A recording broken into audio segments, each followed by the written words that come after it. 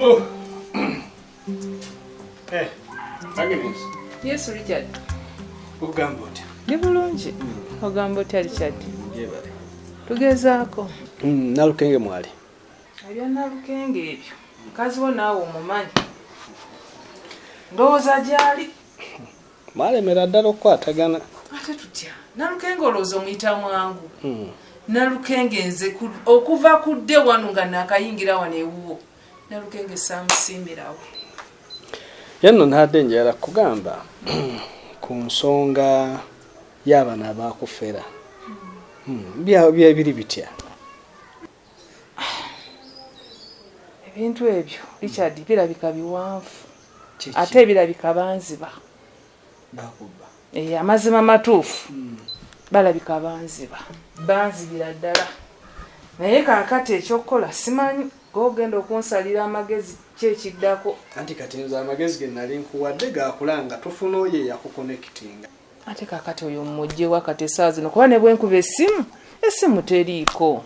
Kati mwasisinkana waagwo okumuwa ssente? Kyenzijukira yantwala eyo ku William.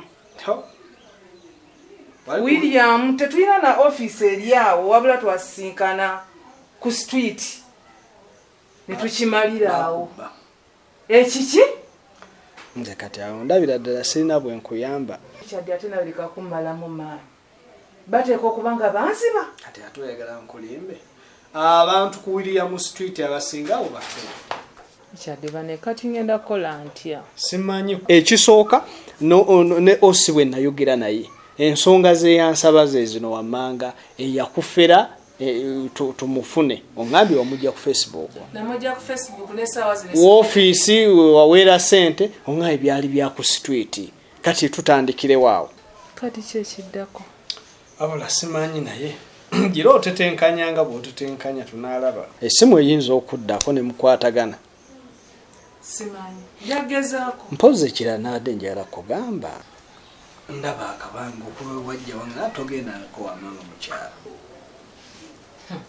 Niyo bali kyali nkunyonyola entoba wabaaki. Kati oba nkugambe ntya. Nkugamba banziba akasente konna ke nalina ke nkawaddeyo bakoozeemu nfune ssente kati ezigenda mu kyalo nzijjewa. Nedda tofaayo. Nze ngenda kuwa transport. Richard. Byogenda mu kyalo ebyo mbadde sinnabyetaaga nga sinnamaliriza bya ssente zino. Jjukira abantu b'omu kyalo bakimanyi nti mbeera Bulaaya. Ngenda ntya mu kyalo nga sirina kyonna kyenkutte mu ngalo. Nagenda mpuba kaveera ka bbulaaka. Kyonno waliwo ensonga.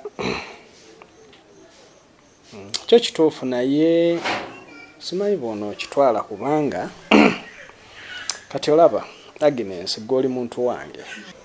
Ate ne Nalukenge mukyala wange. Kati simanyi bw'ono okitwala naye amazima amatuufu lwaki gwe ne Nalukenge temukwatagana?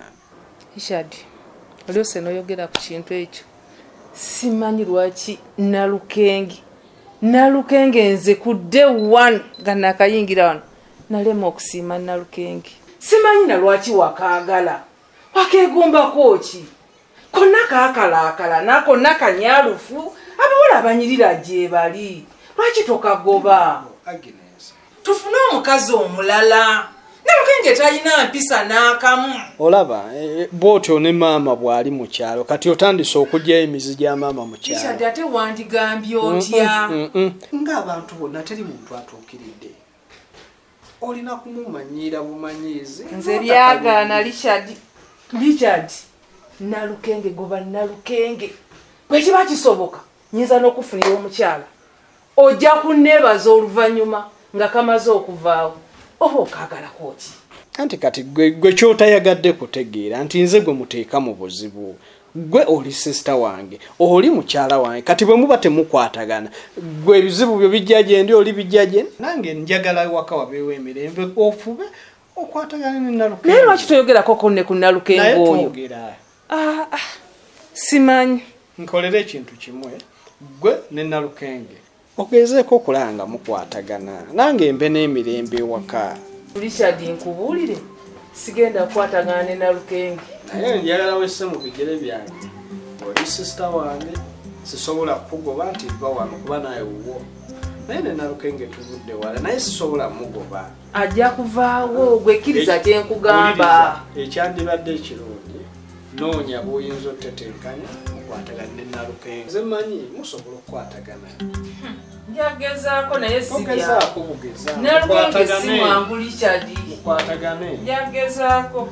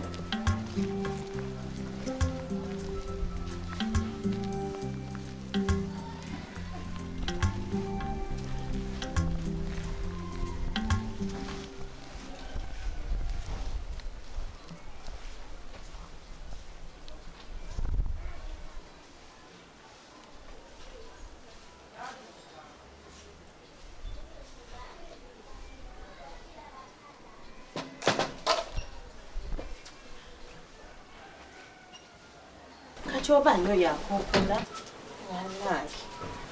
nalaki ngiye gwe yenze chichati mama jali taliwo naye mama yakakugoba wano siraba chichi kulesi oli otya mukyala muto jendi goli otya kati obadde okimije ati mbadde nkimye kungoyeza nandutu teyazitwala omukazi gwakamuwasa tosobola mugulira ngoye anti kati tubadde twagala kusooke n'ezo olowooza onoozifuna bwotyo baako nange ekyonkolera nzireete nabate sente ezaggwera mu mukolo zonna sisinaawo sente kati owaaye mikolo kyejo sente zaggwera mu mukolo nsasigazaamu tonnyonnyola nnyo era nkimanyi tolina sente kanzikuleetere annange weebale mukyala muto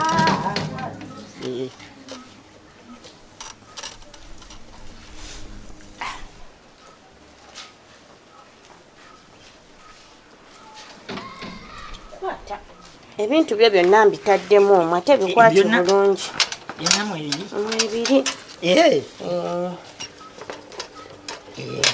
mwebiri ate okibiraki kale tweyanziza ulabyeko genda nga ne maama tannakusangira wano mama simusanga mukulu anti yanguwa nga tannajera w'omusangira akusse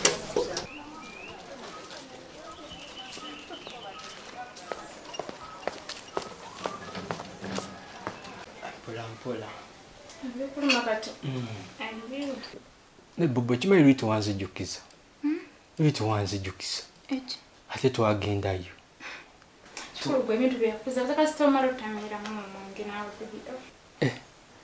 nzijukiza negundi kanadde nkeera bidde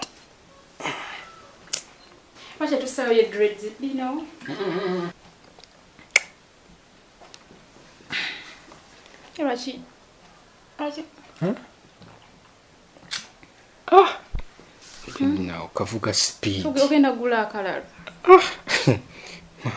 kamukoka Washitonya kunjaga? Njaga sinza jiddako baba. Mama, n'omulundi ogwasembayo naginyo. Nani yanga zulu nzinanga sitegeera. Ekikuba kyonna okozesa mwenge gwokka. Goka gonyinza okutambulira naye takamira. Tibya nawani abigayako zinasoma nawe bandabe nga negayanga embuzi.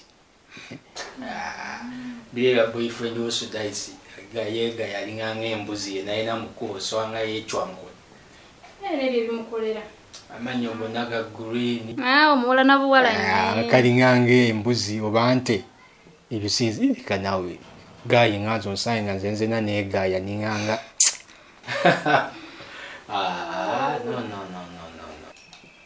ne osika nnyo naawe tabala sagala kutolina sibazi mbera lekiteka mu tinti yababeeramu yeka bireme kubeera nga kuluma si naye banna ate namwe mukisussa gwenya oli bikisa kugoba wano tombuuza tuleri tokubuuza fukamidde nakubuuza bulungi naye olaga olinganga tamulabaawo kiki naye Robert otegeera bulungi era toggwanga mumize gyakuleeta bakazi mu nnyumba bakazi kibona bandeeta wano abangako nno omukazi naye buno obunyiikuuli wegendereza ebigambo byoyogera saagala tontabule nabikugaana saagala bina saagala ontabule amabebe tomufaako bubu mulamu nange njagala nange ndi mukazi sirina buzibu kati nno kankubuulire sikwagala era siri kwagala nze omukazi mmanyoogu Rachel yaani ola tonsibaako naawe bakazi bonze sibamanyi omabubu oyo tomufaako mwesonyi omulabe bulabi waliyo ne Rachel nzimumanyi ne gwayogerako oba yaani ye ofumbye emmere simanyi eredi bakubuulire kubuuza mmere naye ebyamagezi bikulema okubuuza kinayo bina buli woosiba wano oba toyagala kufumba bufumbi kati nedda nze onsuubira okufumbira obwo obunyinkuli bwabo naye agenda afumbe talina mikono naye wegendereza ebigambo byoyogera sirika beera ne bukazi wo tekamanyi kufumba kagende kafumba obigudde maama ogenze kyakudibya ku lujja okirabe amabibu oyo tomufaako wamaye owalinimba kati waliyo Rachel mba ntana okundaga jasota kunjagaliza naawe nga Rachel gyali simanya mayagwayogera oba yani oyo just oyo tomufaako sisita wange bakiwaali kimanyira nnyini kimanyira kijja kizunza obunyinkuli by'abakazi wano taafu saabusi yate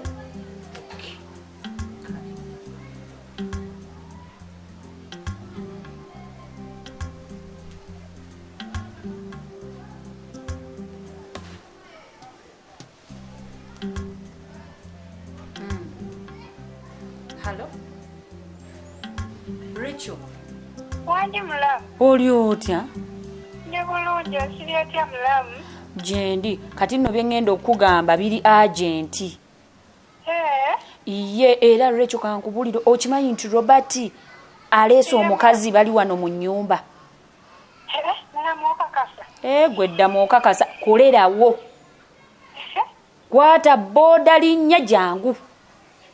Nange mulamu Robert awo watuuse. Kati nedda nali muwayiriza oli mwannyinaze. Bye nkugamba bituufu kolerawo. Wabula banaye mulamu lekanzije. Nzija katikati. Era omusajja oba owulira ng'omwagala. Kozesa obwangu. Mulamu kanzije. Tajja ye mwagala kanzije kati. Kale, ajja kakasa. Nze tagenda kunsibako bunyinkuli bw'abakazi wano. Nesiriwalizaako.